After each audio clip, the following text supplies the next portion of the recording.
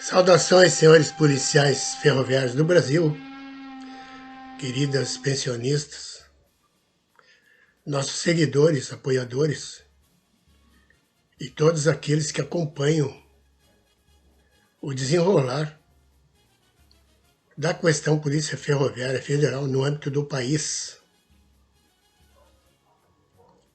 E estou aqui, mais uma vez, para dispor sobre esse assunto.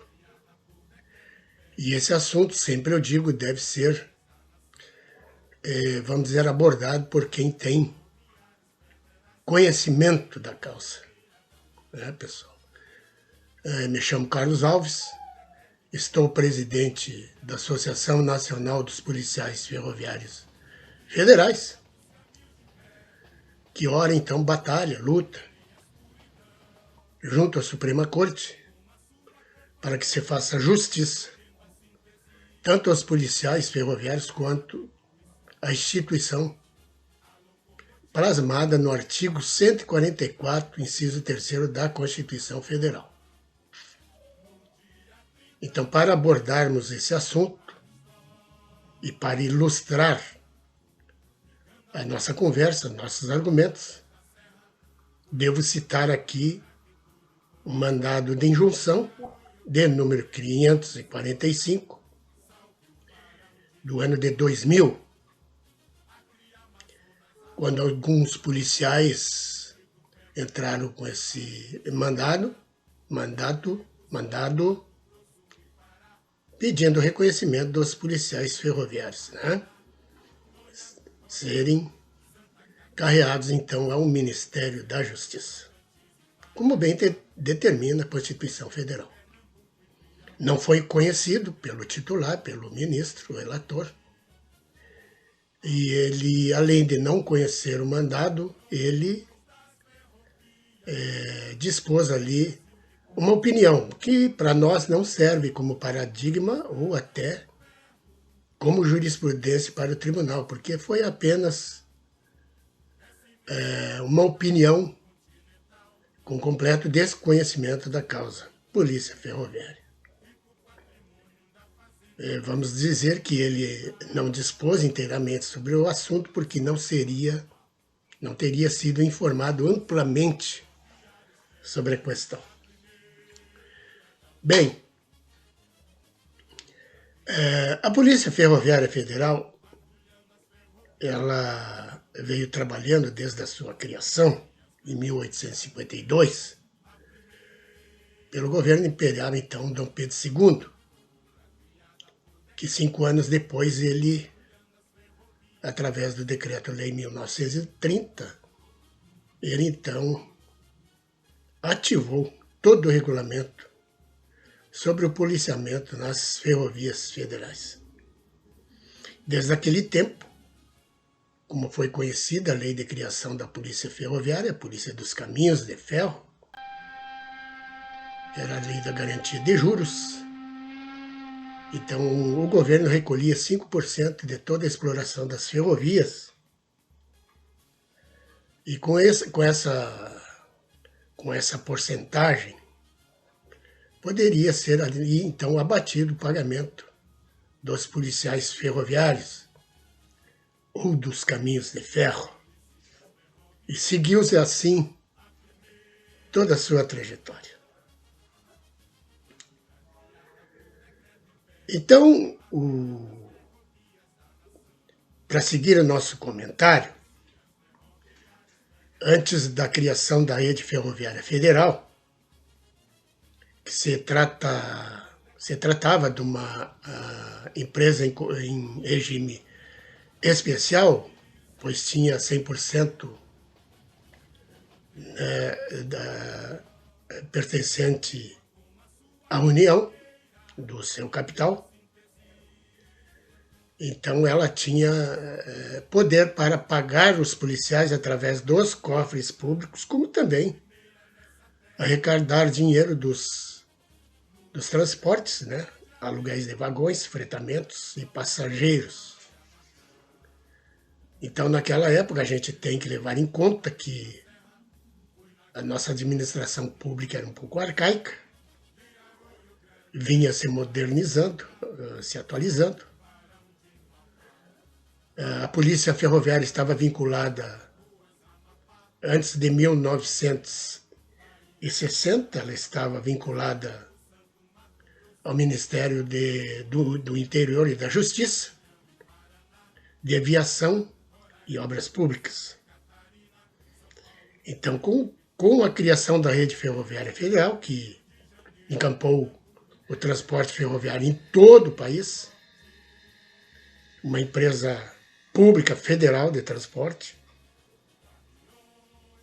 com 100% do capital da União, então colocaram lá a Polícia Ferroviária, porque ela já vinha atuando em todas as ferrovias, já em seus postos de trabalho, né? Ela, de Polícia dos Caminhos de Ferro, com a Nova República, ela passou a ser Polícia das Estradas de Ferro. Já no governo Getúlio Vargas, ele deu mais poder de polícia, nominando a Guarda Civil Ferroviária. Era a Polícia Ferroviária, naquele tempo, como todos sabem, não haviam estradas, eram precárias as estradas brasileiras de chão, então tudo era transportado por trens. Autoridades que viajavam de cidades em cidades ou de estados eram, vamos dizer assim, a sua segurança pública era feita pela Polícia Ferroviária. Guarda Civil Ferroviária armada, né, com revólveres. Nós tínhamos o Smith Wesson e o Colt Cavalinho 45, famoso, né? Armas usadas pelos policiais, que também realizavam aí a segurança do trem pagador.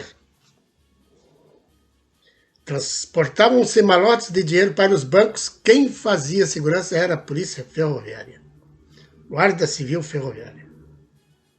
Presos que iriam cumprir prisão nas capitais, existiam lá os vagões calabouços para levar esses presos, então, para cumprir pena em presídios das capitais.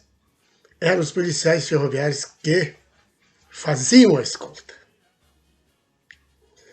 Então, está aí caracterizado o poder de polícia, sempre, vamos dizer assim, tratado, né, o poder de polícia tratado, organizado administrativamente e juridicamente pelo Executivo Federal. Jamais uma empresa pública ou público-privada organizou ou emitiu alguma lei organizando, nem pode. Quem emite, dita decreto-lei é o Executivo Federal. Então fica fora essa tese aí de empresa de economia mista, que lá estavam empregados públicos trabalhando.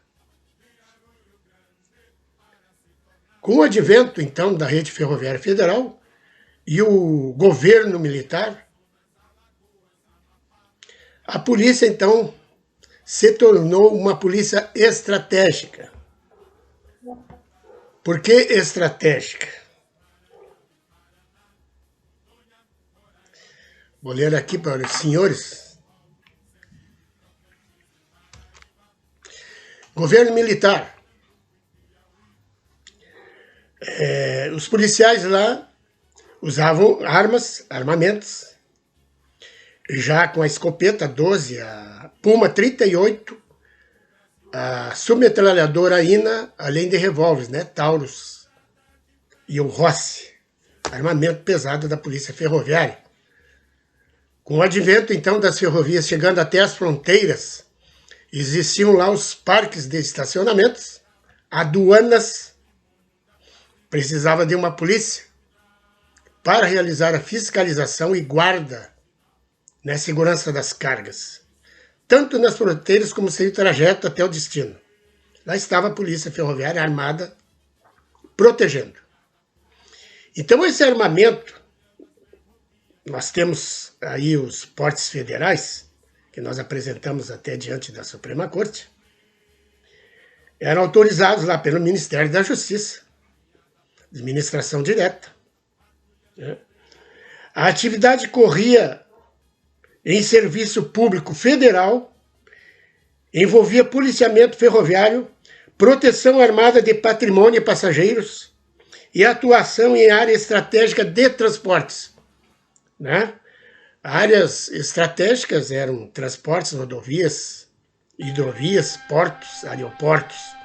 A polícia ferroviária era estratégica no serviço de transporte ferroviário. A atividade dos policiais ferroviários no âmbito das ferrovias ultrapassava a mera vigilância patrimonial. Né? O reconhecimento estatal da função de policial, exercício de atividade de segurança pública e inserção do policiamento ferroviário na esfera da União se caracterizava efetivamente uma carreira policial federal de natureza estatal, permanente, posteriormente acolhida, então, pela Constituição de 1988.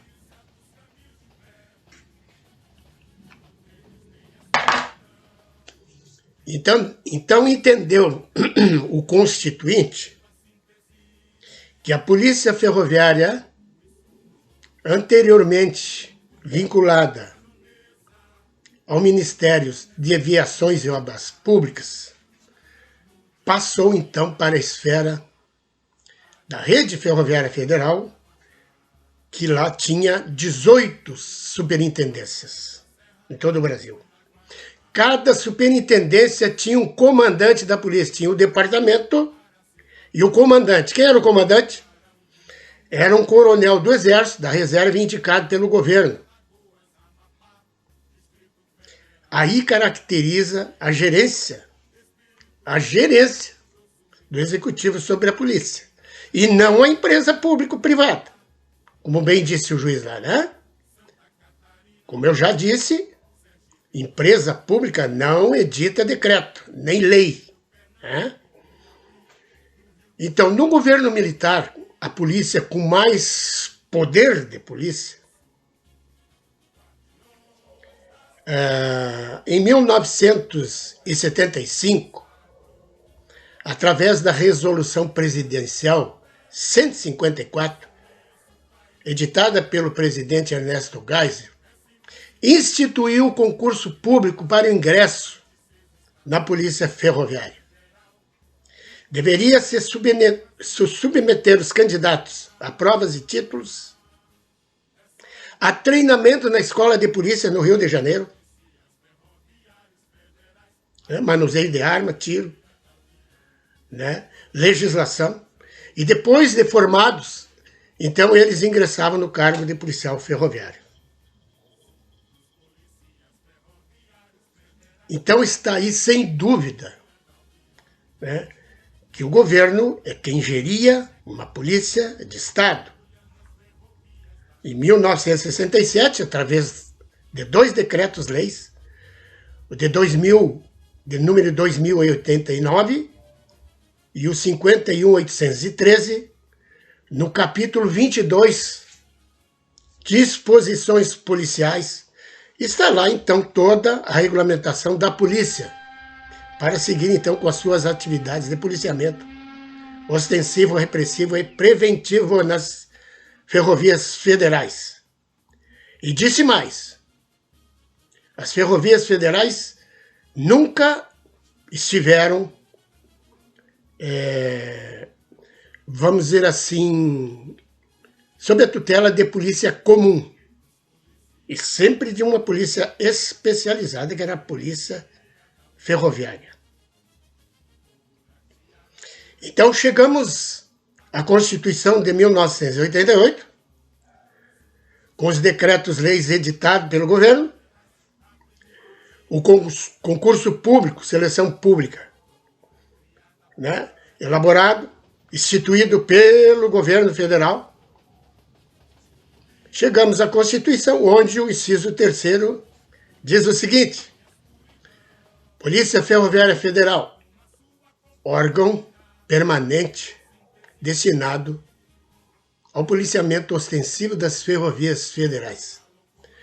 Na Constituição, com todo perdão ao ministro, não está lá escrito, esculpido, que a polícia, então, ficaria criada no Ministério da Justiça pela nova Constituição. Não diz. Fica criada a Polícia Ferroviária Federal, no Ministério da Justiça, para o policiamento. Não, isso não existe. Por que que não existe? Porque ela sempre foi polícia desde a sua criação. Sempre foi um órgão. Então a Constituição apenas recepcionou a polícia, ela veio do Ministério dos Transportes, transferida para o Ministério da Justiça. Olhem só. Então não resta dúvida nenhuma que se trata de uma polícia de Estado organizada e mantida pelo governo federal através, então, de impostos. Os policiais ferroviários sempre receberam seus salários pelos cofres públicos e obedeciam à legislação nacional, decretos-leis e outros dispositivos exarados aí pelo Executivo Federal. O governo chegou até a abrir o departamento em 1993, mas não consumou a transferência dos policiais para o órgão, né? Que apenas mudou a nomenclatura para federal. A Polícia Ferroviária ela sempre foi de âmbito federal. Mesmo armamento, mesmo fardamento, mesmas atividades em todo o país, no leito das ferrovias federais. Bem, é claro que a gente precisa pontuar aqui que na época do Império, com o avanço das ferrovias em todo o país, transportava-se muitas mercadorias, dentre elas o fumo e o café, que eram saqueadas e roubadas por meliantes, né? Indivíduos que agiam nas ferrovias. Então, Dom Pedro II resolveu criar essa polícia para proteger as cargas e também fiscalizar a evasão, né? Diamantes, ouro, pedras preciosas e tudo mais. Então ele não criou uma guarda patrimonial, ele criou uma polícia de Estado, armada com espadinho bacamarte, com arma de fogo, para combater o crime. E sempre foi assim, desde a sua criação. Né? Os policiais armados defendendo o patrimônio, realizando a segurança dos passageiros, segurança pública, atuando nas fronteiras e ao longo das ferrovias, em todos os pátios de estacionamentos. Hoje está interrompido o transporte transnacional, parece que só uma fronteira está funcionando. As concessionárias interromperam esse transporte por falta de segurança. Muito saque, muito roubo, muito prejuízo. Então eles não queriam arcar, não podiam arcar com esse prejuízo ou operar com prejuízo. Pediram várias vezes a atuação da Polícia Ferroviária para conseguir transportar com segurança, não foram ouvidos. De norte a sul, leste a oeste, transitam cargas milionárias, sonegando impostos também, com armamento, drogas e tudo mais. Tudo que é mercadoria ilícita, encontra na ferrovia o local mais seguro de se transportar, sem fiscalização. Na origem, no trânsito e no destino. Com a não atuação da Polícia Ferroviária Federal, o governo chancela o crime organizado nas ferrovias. Que fique bem claro isso. Né? Então, para complementar a nossa fala, falando da recepção dos policiais, policiais, então, amparados pelo artigo 39 da Constituição, que unificou os regimes, né? Aquele servidor que trabalhava como seletista passou a estatutário, né? Que é o caso da administração direta, autarquias, fundações, empresas em economia em regime especial, no caso a rede ferroviária e outras,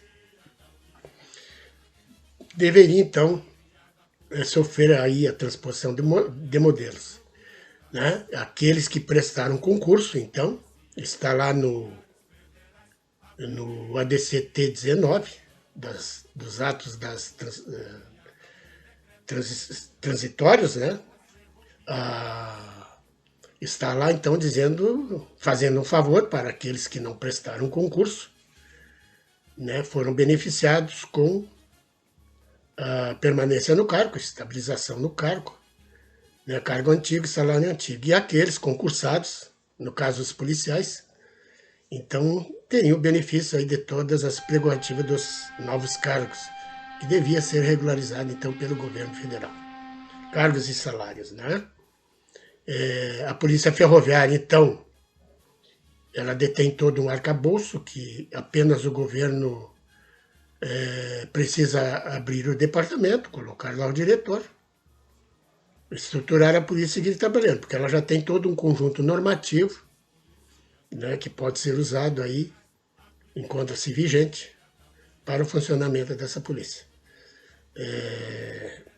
Não se trata aqui, a gente acha que não se trata de vontade política, porque a Constituição ela não depende de vontade política, ela não sugere, opina, solicita, ela determina que o executivo, chefe do executivo, cumpra o que está estabelecido.